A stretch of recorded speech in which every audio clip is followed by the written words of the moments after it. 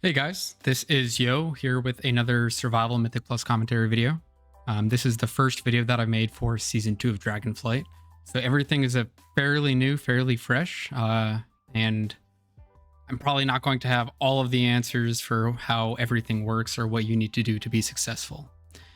This is actually the first 20 that I've beaten this season, a 20 Uldaman on Tyrannical, Storming, and Raging week.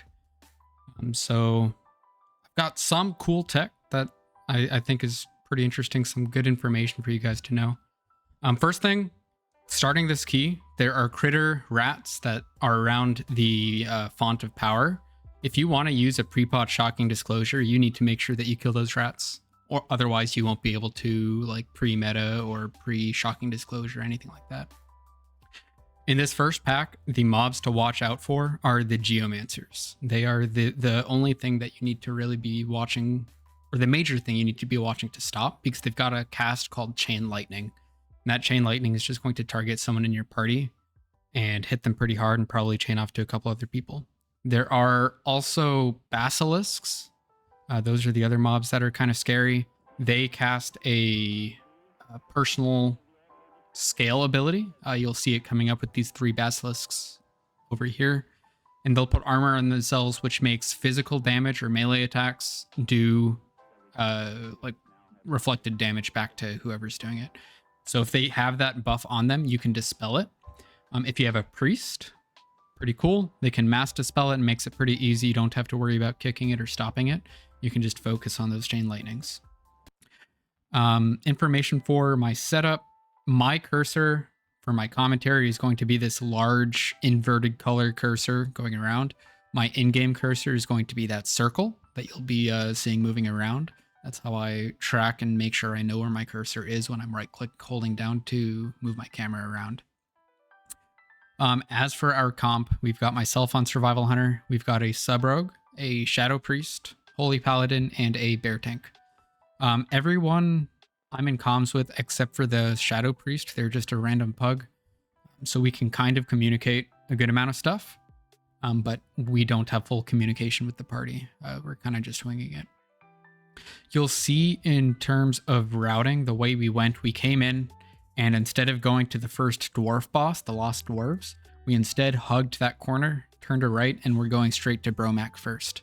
And that's because on Tyrannical week, Bromac is kind of a scary boss. He does a lot of damage, so we want to make sure that we get our lust usage on him instead of on the Lost Dwarves. Moving forward, it's just the easy things to focus on: kicking Chain Lightning, killing those basilisks, making sure we're purging off those scales and such. A bit of information about my build. I currently don't have a 2-piece or 4-piece equipped yet. I have 2-piece in my bags, but I don't have 4-piece, and I'm not really interested in equipping 2+2-piece for Mythic Plus just yet. I'd rather just switch over straight to 4-piece. These rock throwers look like they're just throwing rocks at people, but they're not really doing much. They're not hurting. You can see any damage that we're taking is usually because of a cast from the geomancers going off, stone spikes or chain lightnings. The berserkers, when they hit 50, will roar to everyone and put an enrage on them that makes them do more damage. You can dispel them, but then enrage will also make them take more damage. That brutal slam is just a swirly. You can't stop it. They are a lieutenant class mob, so they're not CCable. There's that reckless rage going off. See how they both got 2 stacks of that enrage debuff? They're taking more damage right now, but otherwise they're getting killed a lot faster. So Bromac is coming up. He is one of the scariest bosses in this dungeon, and the reason that is because he throws down a totem that pulsates damage to everyone in the party for a lot of damage. It's pretty nasty, pretty scary, so you want to try and focus that totem down as soon as possible. Other than that, he also spawns 3 ambushers and 1 geomancer in each ad wave. Geomancer, you want to make sure you focus that. Make sure you've got your kicks going on that and stopping the chain lightning. You'll see my personal strat is I'm just calling out to my group that I'm going to be getting the chain lightnings and that they can just free kick anything else. I'm just making sure that I stop that cast because I don't want it to go and kill anybody in the party, because that would be pretty bad. We got that first totem killed, and when the totem's down, it's a pretty easy boss. You just have to stand out of that circle, and you're just kind of straight chilling if you get the kicks off on the Geomancers. Priority for this boss is going to be totem first, always. Then I like killing the Geomancers, and then you can focus on the boss. The ambushers, don't worry about. The boss, or the tank will just deal with them, and you can cleave them down. They're not a priority target. You want to make sure that you're using your defensives like Exil, Health Pot, Survival of the Fittest. I'm running Leech Pet right now, so I don't have Bear, but that would also be a good one for when the totem is out. And make sure you're communicating with your healer so that you know when you need to use a personal or when they will have an external for you, like AM on the Holy Paladin, AM on the Holy Paladin, or if they can bubble sack you, anything like that. There, that Geomancer almost went off, so I made sure to intimidate it because it would have sucked if it got its Chain Lightning cast off. We don't have a ranged kick available at the moment because we have so many melee players and our Shadow Priest's kick is on cooldown. So I knew that I was the only one that could really get that Chain Lightning off. Now we have 2 Geomancers up right now. There's a scatter shot that I send out to stop another Chain Lightning. And we just really need to focus down Star and Diamond before getting back to the boss. If those 2 Geomancers die, we'll be looking pretty good. We got pretty lucky with that totem spawn. It spawned right on the boss, which made it really easy to switch over. There's Exil, Health Pot. All my defensives except for Turtle are on cooldown, but I don't really want to use Turtle because if I keep myself alive, even if I'm using Turtle, I won't be able to kill the totem and help the group out. Here, we're just making the last call. I pay attention to the boss's health and see that it's got less than 2 million health, which means the next totem that spawns, if it were to spawn right now, we would just focus the boss and kill that. Just completely ignore it. Here, I don't know if this is super worth it just yet. These crumbling rock veins, if you have level 25 mining, you can pick at them and get some runes that will give you out of combat movement speed. And it's a stacking buff. I think there are 5 of them total in the dungeon. We missed the very first one near the entrance. But it means when you're out of combat, you can run 10% faster. Pretty useful for if you die, anything like that. So next we've got the Lost Dwarves. I don't have a huge understanding of what's dangerous about this fight just yet. There is Wild Cleave off of, I think, Baylog. He just does a tank frontal, and that will kill you if you're standing in front of it. There's Heavy Arrow, which I think is just like a Halls of Valor penetrating shot. It's just a bow or a line frontal in front of Baylog. Or is it Olaf? I don't know. One of the dwarves has a bow and arrow and will shoot in a straight line in front of him.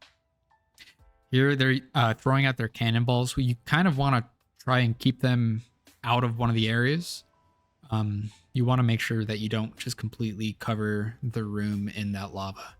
I've been trying to get people to go to the right on these stairs on that platform because we are not otherwise using it.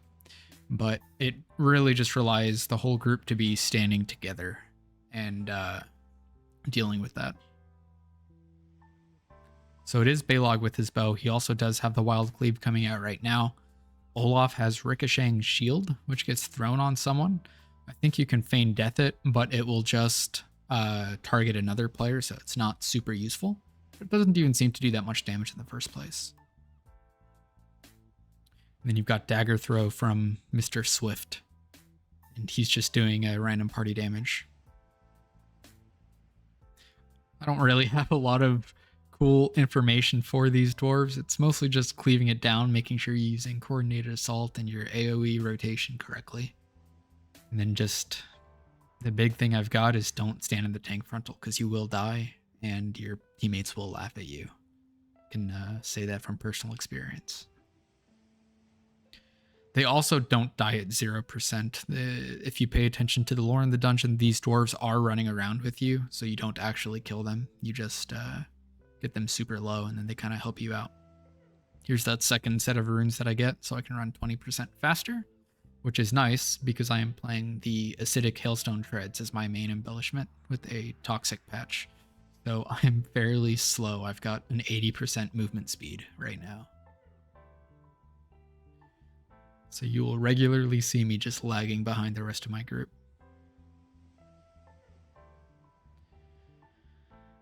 Up next, we've got these custodians. They have cleave on them. There's also the Refty custodian, I think it's called, which has a stacking buff. I think 10% or 5% increased damage and haste per stack, and it's not dispellable.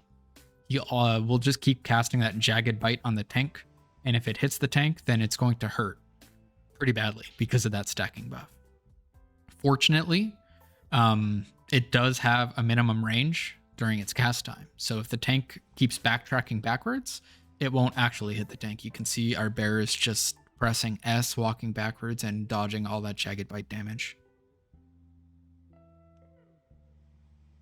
Potentially, we could have done 2 custodians at the same time if he kept backtracking.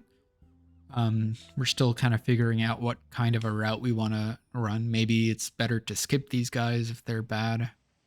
It is worth noting that they are a lieutenant mob, so you can't CC them. There's no intimidating or scattershotting it.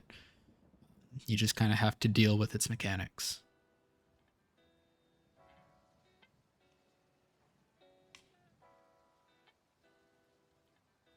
It's pretty chill, not super much to talk about right now.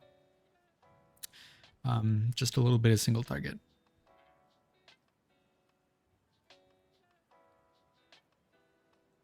And I think another Refty custodian.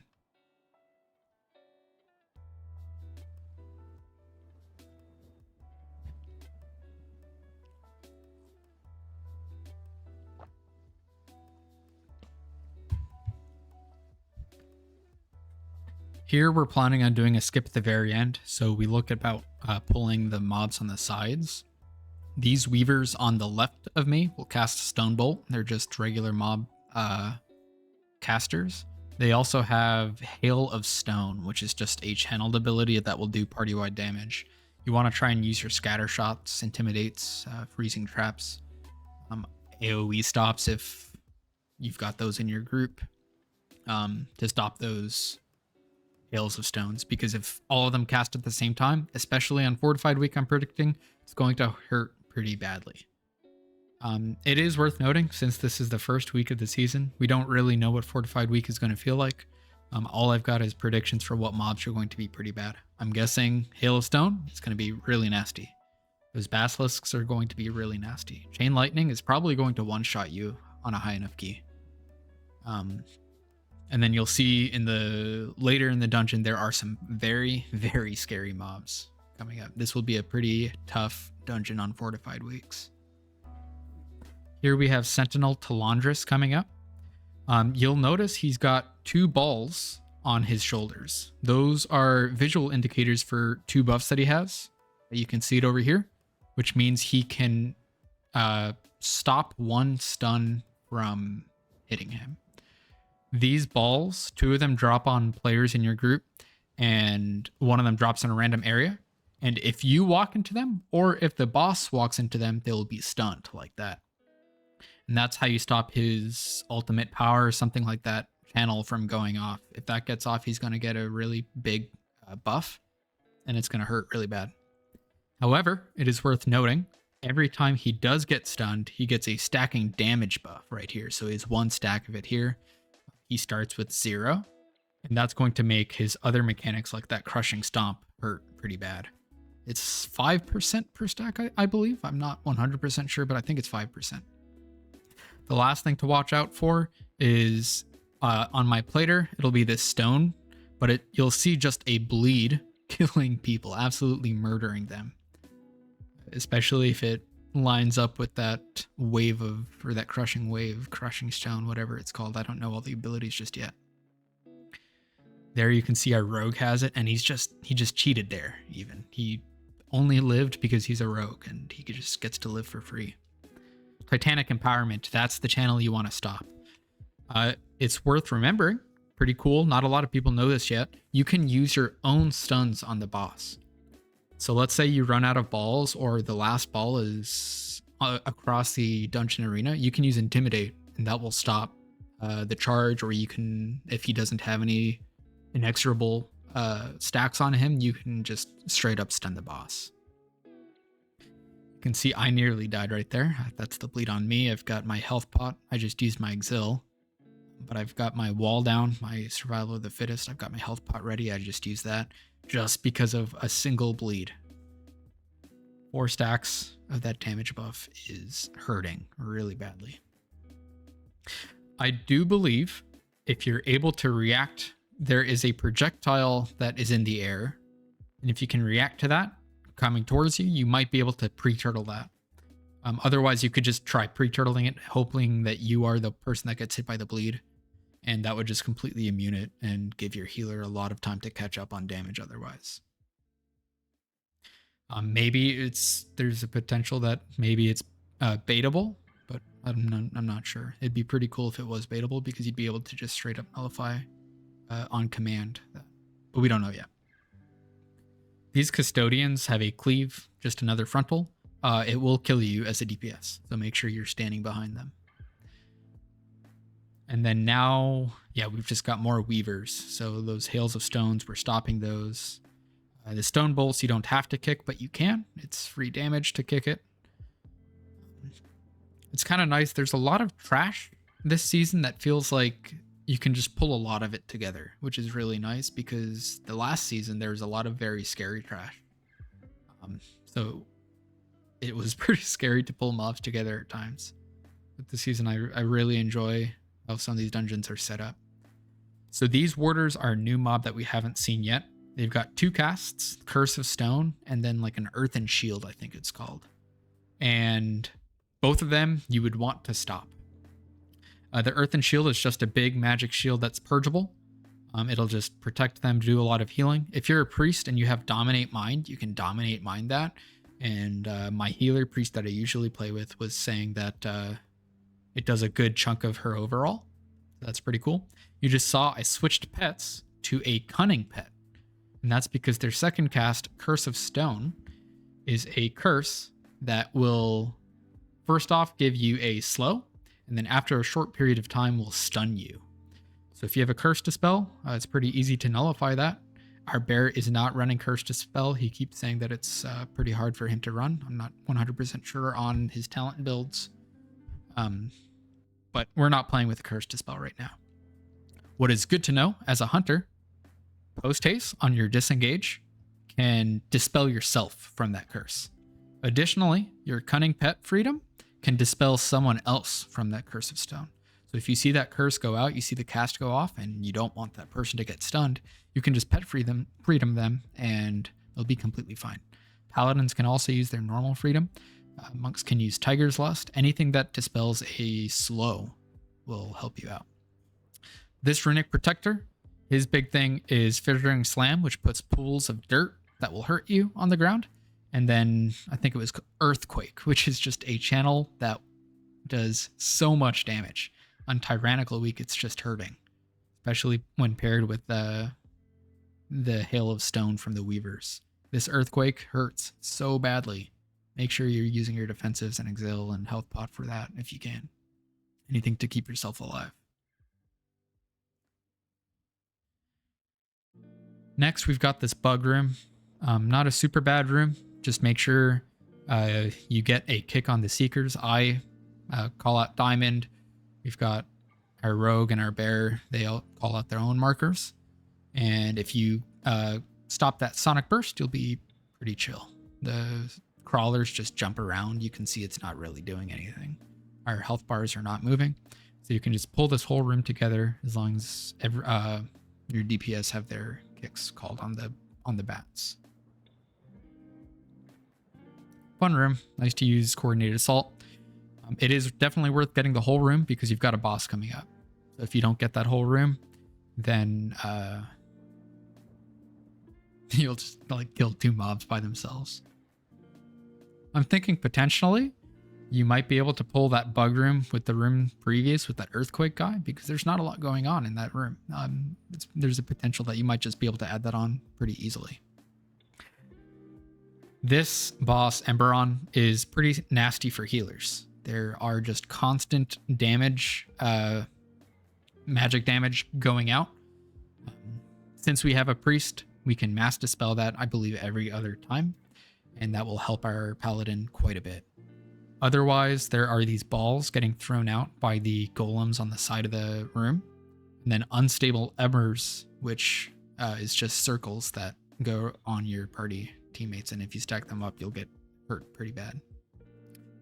The reason our priest died there was because he got hit by one of the balls going around.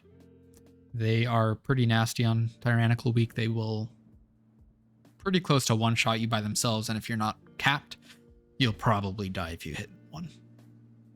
This is the second phase where you have to kill 4 keepers while he's got the lightning waves, or the lightning line going in a circle around him, 2 of them.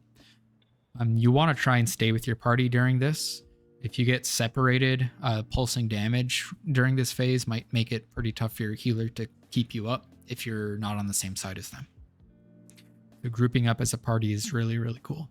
I also like throwing Serpent Sting on the last 1 or 2 golems, keepers, to try and get a latent poison buff on them, to stack on them so that it's easier to burst them down. It's just free damage on 1 global. So there's Mass Dispel going out. He only got 3 people instead of 5. I completely missed that ball that just came out and slowly inched towards me. I didn't see it, and you can see I just died because of it. I felt pretty embarrassed at that. Luckily, we've got Barry, we've got Paladins, so the B-Res goes out. Watching, always make sure you watch where the B-Res is. There will be a pillar of light that will show you where you're going to spawn. So right here, I know I'm going to spawn. I see it's clear, so I click it.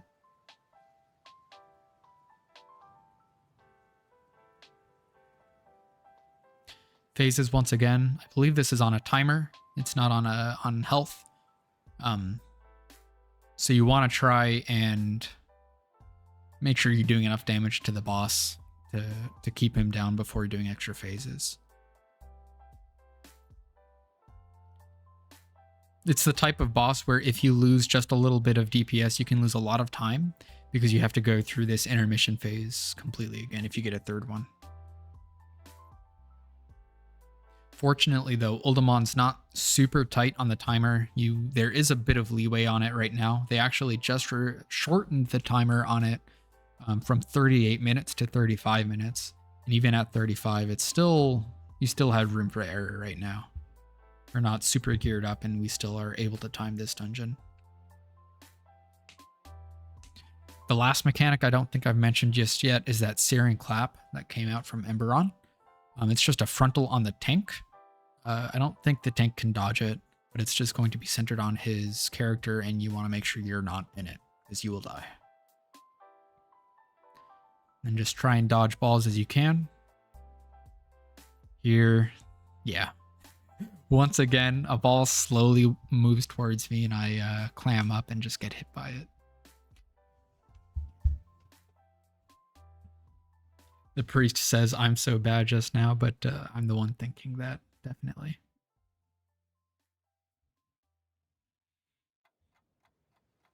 So this is a 35-minute dungeon, but we only play 3 lusts. We use it on the first boss, Emberon, and then if we go really slow enough, we have it for Chronolord and Deios as well. First boss being Bromac, of course, the actual second boss. This Ebonstone Golem is different from that Earthquakey guy. He just does like Thunderous Clap, I think it's called. And that does not hurt nearly as bad. It'll be more prone to one-shots on Fortified Week on higher keys. You can see on Tyrannical 20, it brought us to half. But it does less overall damage than that Earthquake channel.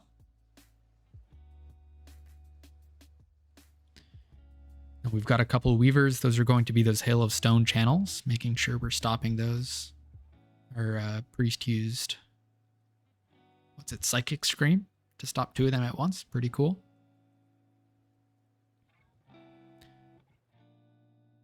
It's worth knowing what your priority target should be for DPS.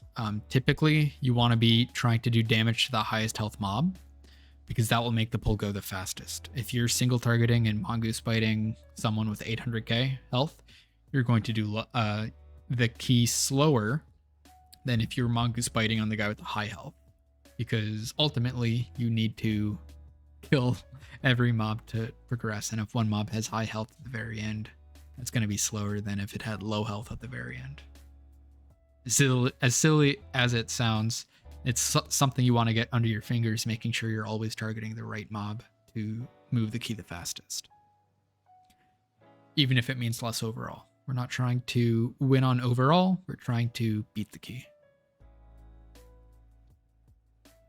This Earthen Guardian is a new mob that we haven't seen. It puts out that Blessing of Tyr, just a big circle that will hurt you if you're standing on it. I think it also buffs enemies, but I'm not 100% sure on that just yet. All I know is you don't want to stand in it. The reason our priest just died right there was that cleave. The custodians did a cleave, hit the priest, and he died. Unfortunately, he also releases, and I'm not sure how fast he'll get back here.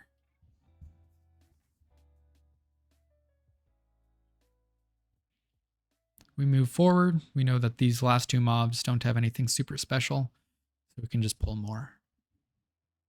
Kicking that Earthen Ward, you want to be focusing it. There's only 1 warder, so it's pretty easy to get kicks on it. Just that Earthen Ward and Curse of Stone. Making sure you're remembering Curse and Stone. You can use Pet Freedom or Disengage to get that off of yourself. And we have 2 more golems. These guys are both going to be doing Thunderous Claps. I believe they will always be offset on them. They won't be doing them at the exact same time, so you won't just get straight up one shot. You have a little bit of time to use your Exhilaration or Health Pot, anything like that, to stay alive. Something people say in Magic the Gathering is it doesn't matter if you win on 1 health, because 1 health means you're not dead yet. And that's kind of an important thing to treat these big damage is like. It doesn't matter if you go down to 1 health as long as you're not dead yet.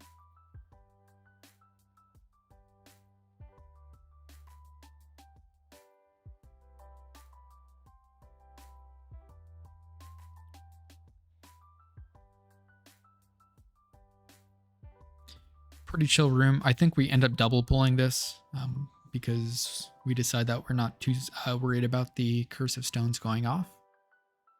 Like I said, we don't know these dungeons super well just yet, so we don't know what we can pull together and what we can't.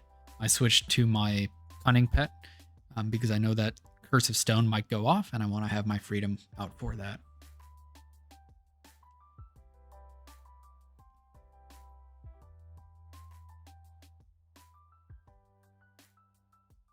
I think this dungeon is pretty fun.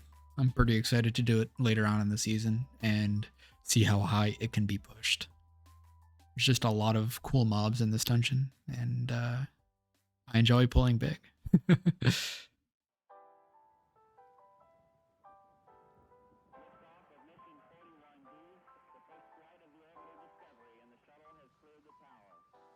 So we've got our 3rd lust available. We're just saving it for the very last boss. We're about to be finished on count, even though there are more mobs in front of us. Here we just have these 2 agents and 1 Time Reaver. The agents, all they do is cast Hasten, which you can just kick it. The Time Reaver is the scary mob of this. You can see that we've got a stacking magic debuff on us. That will cause you to have less haste. It also gives you a dot, which if it gets too high stacks, will hurt really, really badly. Fortunately, we have a Shadow Priest who can mass dispel us. I think they dispelled us at like 5 or 6 stacks, and it kind of just nullified that mechanic. However, the very last mobs are 2 Time Reavers right next to each other, and they're both channeling out those magic debuffs. So fortified weeks, you'll definitely want to be trying to skip those either with invis pots or what have you. The reason that priest died is because they're playing a toxic file, and it hit them. The toxic file started doing damage to them in the middle of that shroud, so they just got knocked out of invis and died to that. They didn't release. We got the Mazres on them, and we're still completely fine for this last boss. So here we have Chronolord Deios. He is a fairly scary boss. That's kind of one of the big things about Uldaman, is that the bosses can be pretty nasty. All 4 out of 5 of them. The dwarves aren't that bad. The reason this boss is bad is because he'll put out 3 magic dispels on people, which tick quite a bit. And he also does like Gale, Wind Blast, or Wing Blast, something like that, which does party-wide damage. Wing Buffet right there. You can see we nearly got just killed right there on a 21 or 22. Maybe we would have died.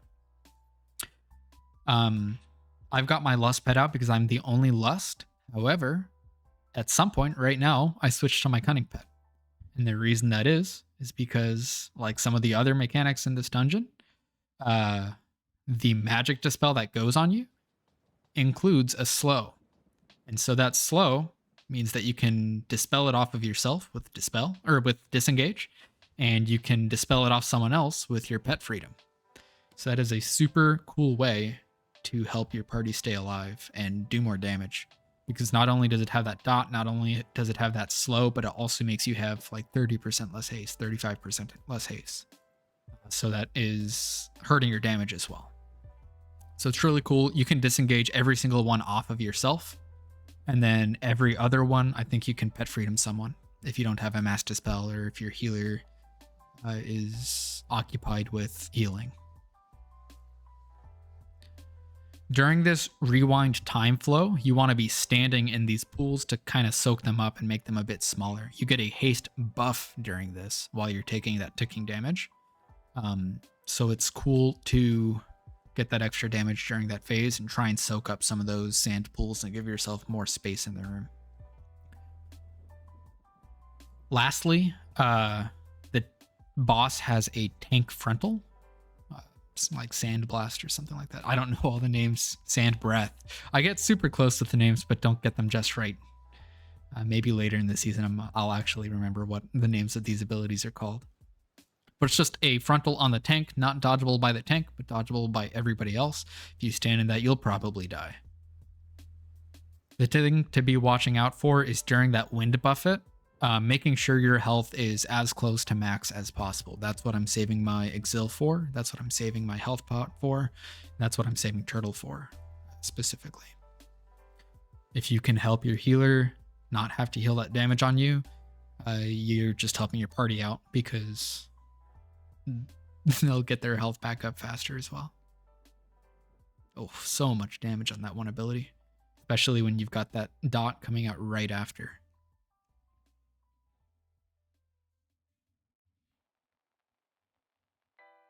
We're just kind of going counterclockwise around this room. I think eventually these pools of sand do despawn. So if you're stacking pretty close as a group, that will keep them controlled, and you shouldn't run out of space forever. Just going as slowly in a circle. And if you can do that, you should be able to survive the boss. It might get kind of close at some points, but you'll win. Anyways, that was my first Keystone Hero of the season, my first timed 20, and my first actual 20 completion this season as well. And so I've got 1 out of 8 portals completed already. Super cool keys, super fun time. I am so excited for this season. As always, please like, comment, subscribe. If you guys are still here, obviously it means that I'm doing something right. So if you want to see more videos in the future, make sure you do those 3 things. I try to reply to comments all the time, as much as I can. If you guys have any questions, don't feel free to DM me or reach out to me on the True Shot Lounge. I'm always pretty active in the survival section of that Discord. And I hope you guys learned something from this, and I hope you guys can use info in this video to time future Uldaman keys. Anyways, have a good one.